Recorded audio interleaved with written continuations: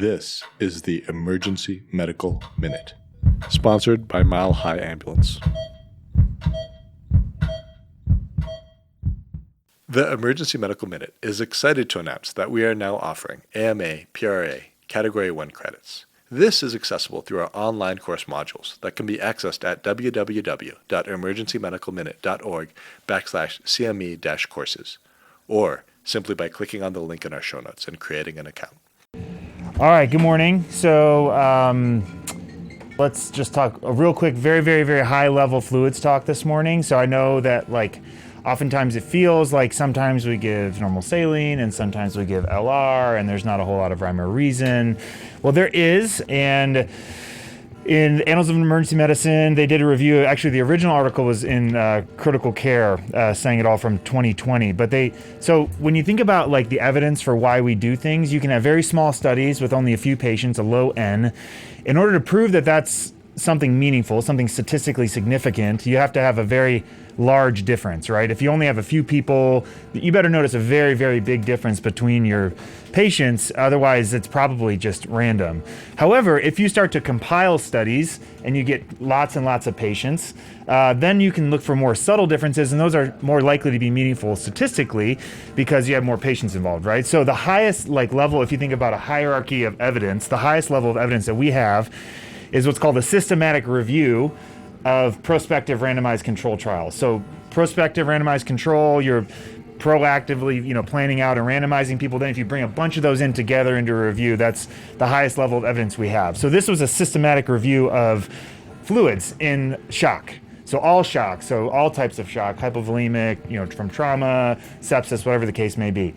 And for a treat, who can say what the biggest consequence of resuscitating somebody with large volumes of normal saline? What is the number one consequence from that, either in the ER or particularly as they get to the ICU? Any ideas? What's that? Coagulopathy is good in trauma because there's no clotting factors in normal saline, but that's not the number one complication. Particularly when we use it for sepsis, when there's an organ that's in your back, there's two of them. It's your kidneys. What are some of the functions of the kidneys? What do they help regulate? It's a number that should be, pH. Good, excellent, Joe, you get it. All right, excellent. Really had to pull that one out of you. All right, so it is not a banana. It is something very unhealthy. Yeah, it's Reese's. So acidosis. So normal saline is a very acidotic solution, and if you're pumping liters and liters and liters into people, it puts strain on the kidney. These folks get acute kidney injury and acidosis, particularly in the ICU in the setting of sepsis. So that's the number one complication. So Lactated Ringers, this study, this was total of 21,000 patients over 37 randomized control trials. That was all comers. That included trauma and sepsis and some other shock states. But essentially, LR for sepsis. Trauma, it doesn't really matter because it's just volume. You just have to get volume to start with. We all know that it's, we do 2 liters right off the bat just to get circulation going, and then we replace what they're bleeding. But in trauma, it doesn't really matter if those first couple liters are LR or normal saline. And then there's also a bunch of kind of further discussion about colloids, which are things like albumin and things like that. We have very specific indications for those, namely GI bleeding and hypoalbuminemia. But the point is that there's a reason we do LR versus normal saline in different patient populations, and this is a high-level kind of basis of evidence for that.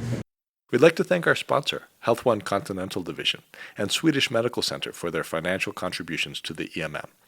Donations from them and listeners like you make it possible for us to fulfill our mission of producing and spreading free medical education to the masses.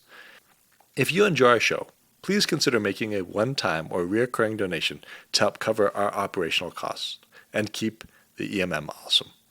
Click on the link in our show notes to make a donation. Thank you for listening.